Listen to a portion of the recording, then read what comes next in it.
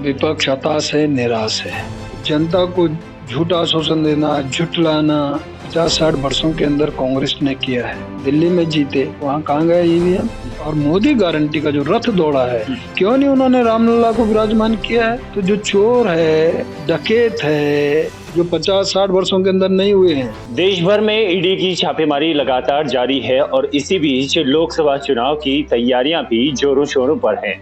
अब 2024 की जैसे जैसे तैयारियां शुरू हो रही हैं, तो वहीं ईडी की छापेमारी भी लगातार जारी है और इसी बीच अब अरविंद केजरीवाल भी लगातार छापेमारी के चपेट में आ गए हैं, क्योंकि लगातार 5वां समन जो कि ईडी ने जारी किया था, इसके तुरंत बाद ही यहां पर बीजेपी ने जोरदार प्रदर्शन किया और इसी बीच आज फिर से हेमंत सोरेन की भी कल रात को गिरफ्तारी हुई। इसी को लेकर आज हमारे साथ उत्तराखंड के लोकसभा सांसद तीरथ सिंह रावत जी हैं। उनसे जानते हैं कि जिस तरह से ईडी की छापेमारी लगातार चल रही है, वहीं विपक्ष लगातार बीजेपी को घेरता हुआ नजर आ रहा है कि जिस तरह से छापेमारी कर रही है, तो कहीं ना कहीं बीजेपी का भी घेराव करने की कोशिश है। जिस तरह देश को लूटने का काम अभी तक कांग्रेस ने किया और आम जनता को भ्रष्टाचार जो किया, उसने शोषण किया जनता का, उसी काम को केजरीवाल भी कर रहा है। शराब घोटाला में जिस तरह का उसके 2-3 मंत्री गए हैं, सांसद गए हैं, अब उसमें कि केजरीवाल उसका मुखिया है और स्वाभाविक है कि ईडी का छापा मारना, क्योंकि जिस तरह का उसको उसके उसमें मिल रहे हैं जो भी कारनामे, उस आधार पर वो निश्चित है कि एक न एक बार अंदर जाएगा और मुझे लगता है कि वो बच नहीं पाएंगे, क्योंकि दिल्ली को जिस तरह पूरी तरह से भ्रष्टाचार में उसने डुबोने का काम कर रहे हैं और उसके परिणाम भी सामने हैं, परिणाम सामने आए हैं, कोई छुपी बात नहीं है। और ईडी आए दिन समन जारी कर रही है, तो यदि उन्होंने नहीं किया तो पेश होना चाहिए।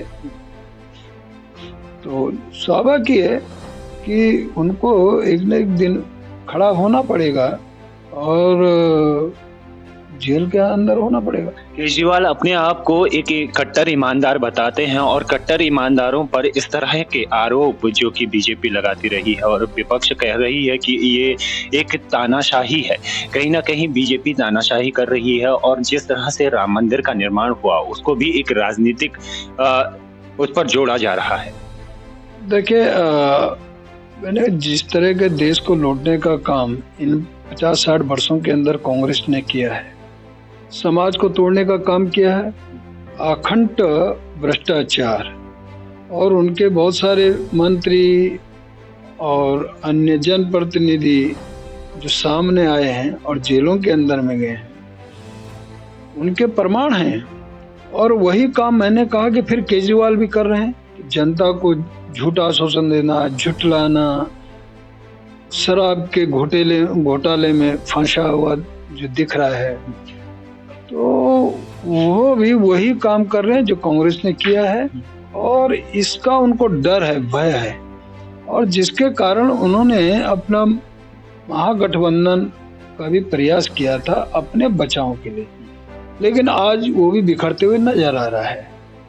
तो जनता ने इनको नकारा है और नकार दिया है। मैं सोचता हूँ कि अब ये बचने वाले नहीं हैं। जहाँ तक दूसरा विषय राम जन्मभूमि का है, वो हमारा आस्था का प्रश्न है।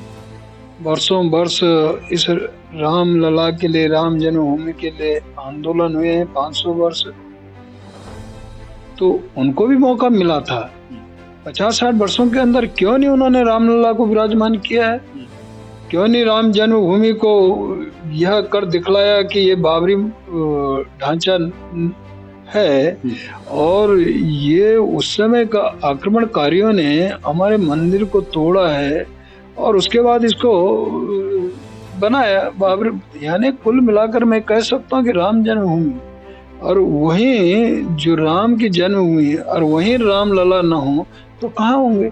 लेकिन आज सुप्रीम कोर्ट ने जो डिसीजन दिया था और प्रधानमंत्री मोदी जी की इच्छा शक्ति और उस इच्छा शक्ति के कारण वहाँ ट्रस्ट बना है और फिर वो भव्य दिव्य बन रहा है और उसके कारण 22 तारीख को रामलला को विराजमान होना, उसकी प्राण प्रतिष्ठा प्रधानमंत्री मोदी जी के हाथों से होना, ये हम सब लोगों का सौभाग्य है। और मैंने कहा कि उस प्रकार के जो आंदोलनकारी जिन्होंने उसके लिए अपने को बलिदान कर दिया, कुर्बान कर किया है, उनके भी सपने आज पूरे हुए हैं। और वो दिन तो ऐसा था कि स्वतः स्फूर्त लोगों में ऐसा एक भावना जगी कि हर घर घर में दीपावली जैसा मना, हर मंदिर में भंडारा चला, हर मंदिर में कीर्तन भजन हुए, यानी स्वतः स्फूर्त। और सबने राम जन्मभूमि और रामलला के हर कोई चाहता था हम भी दर्शन करें। जरूर रामलला को एक राजनीतिक तौर पर लाने की कोशिश जो कि विपक्ष बताता रहा है, आप क्या सोचते हैं इस बारे में कि विपक्ष जिस तरह से कह रहा था कि रामलला को एक राजनीतिक बना दिया गया है और जिस तरह से रामलला की प्राण प्रतिष्ठा हुई है, तो कहीं ना कहीं राम मंदिर का अधूरा निर्माण जो कि उन्होंने बताया है, तो आप इसको कैसे देखते हैं? देखिए, विपक्ष हताश है, निराश है और मैंने पहले कहा कि ये मौका उनको भी था। उन्होंने क्यों मौका गंवाया? उन्होंने तो 50-60 वर्ष इस देश के अंदर राज किया ना, क्यों मौका गंवाया? वो भी करते, आज क्यों छटपटा रहे हैं, क्यों परेशान हैं? और रामलला अपने घर में विराजमान हुए और मोदी जी ने उसकी प्राण प्रतिष्ठा की है, तो ये सौभाग्य हम सब लोगों का और ये उनके हाथों से होना था, है ना। तो ये यदि इनमें छटपटाहट है तो मैं सोचता हूँ कि ये केवल हताशा, निराशा ये भाव है।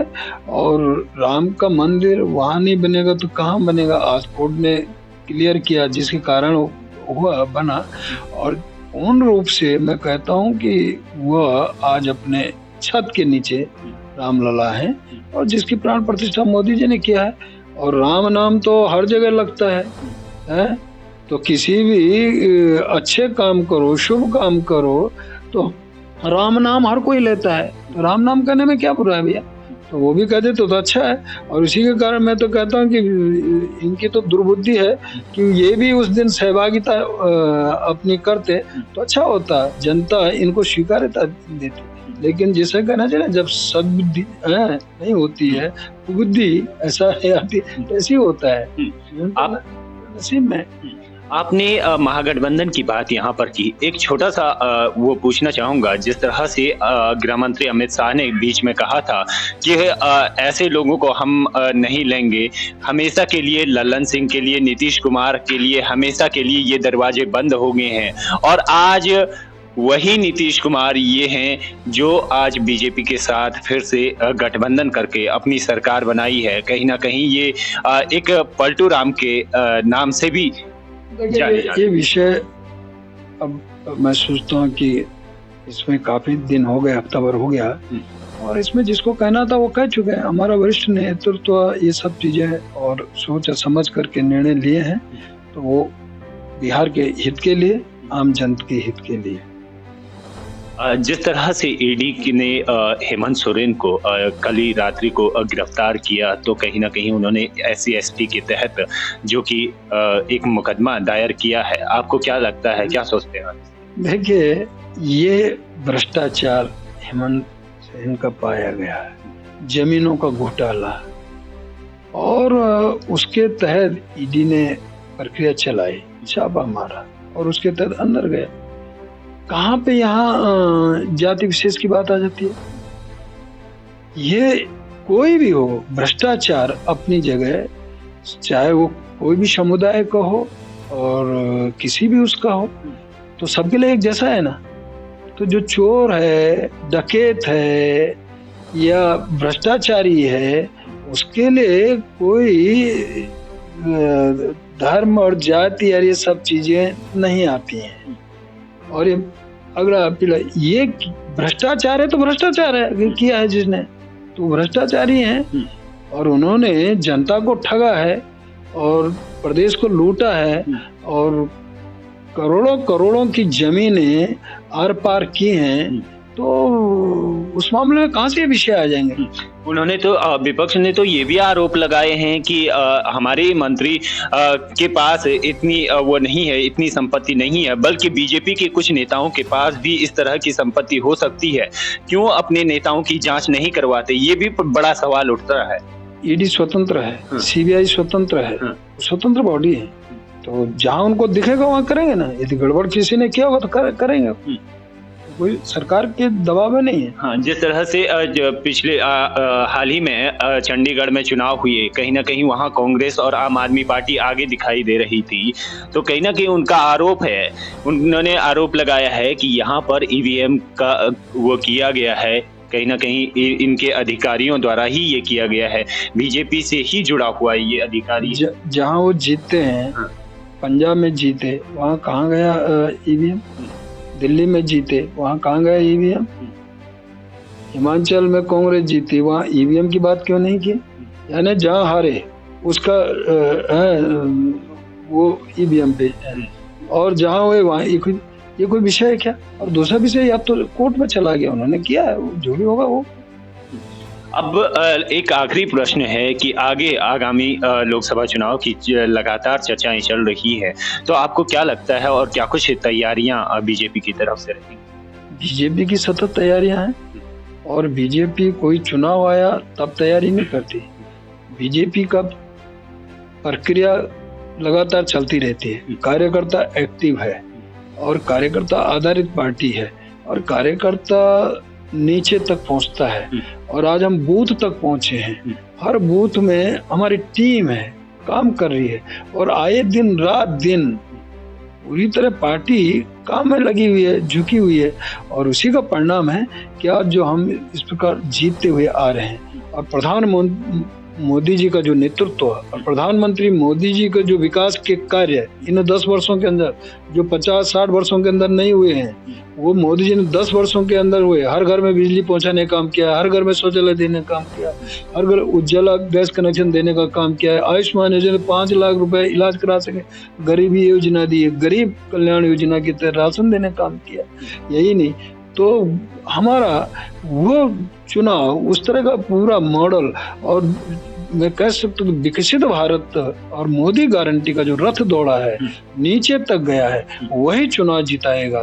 तो मोदी जी का नेतृत्व और मोदी जी के जो विकास के कार्य हैं, वही लोकसभा 24 का चुनाव जिताएगा, और 19 से भी अधिकतम मत और अधिकतम वोट परसेंटेज, अधिकतम सीटें हम लेकर के आएंगे 400 पार। तो कहीं ना कहीं यही संकल्प फिर से रहने वाले हैं कि किस तरह से नरेंद्र मोदी जी के नेतृत्व में लगातार देश में इस तरह की अराजकता का आरोप जो कि विपक्ष लगातार रहा है, और तमाम तरह के प्रश्न चिन्ह उठते हैं कि जिस तरह से विपक्ष लगातार मोदी सरकार को घेरता रहा है, आखिर आने वाले समय में जो लोकसभा चुनाव होने हैं, तो कहीं ना कहीं लोकसभा चुनाव में आखिर कौन आगे और कौन पीछे, ये तो समय बताएगा। फिलहाल जो ईडी की लगातार जो कार्रवाई चल रही है, विपक्ष हताश है, निराश है। जनता को झूठा आश्वासन देना, झुठलाना 50-60 वर्षों के अंदर कांग्रेस ने किया है। दिल्ली में जीते, वहाँ कहाँ गए ईवीएम? और मोदी गारंटी का जो रथ दौड़ा है, क्यों नहीं उन्होंने रामलला को विराजमान किया है? तो जो चोर है, डकैत है, जो 50-60 वर्षों के अंदर नहीं हुए हैं,